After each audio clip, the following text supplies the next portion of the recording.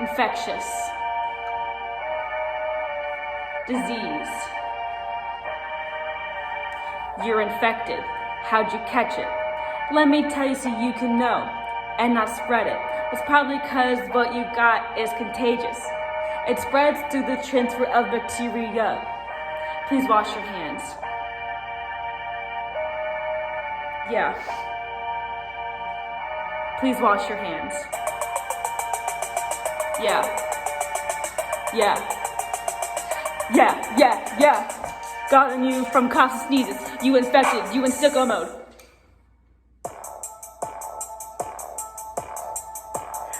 There's 6 types of infectious agents. The most common are bacteria and viruses. There's also fungus, prions, and protozoans. Finally, there's hemolysin too, like a tapeworm. You can fight it, just listen up. A thing that fights off these unwanted pests. The immune system, line of defense, made up of cells and tissues to protect the body. But what happens when an antigen enters the body? In order to learn that, there's some terms you have to know. Yeah, there's 10 important terms that you have to know. Someone said, I might be infected. So someone said, I might be infected.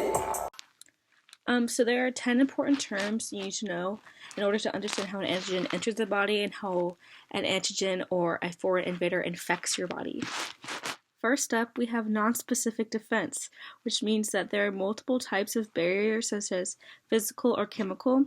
Their overall goal is to stop microorganisms from getting into your body, so the non-specific defense fights it so it can't get to deeper tissues. The next word is specific defense, which is just a fancy name for the immune system, and it targets specific antigens. So when antigens enter the non-specific defense, the specific defense comes into play to kill off those unwanted antigens.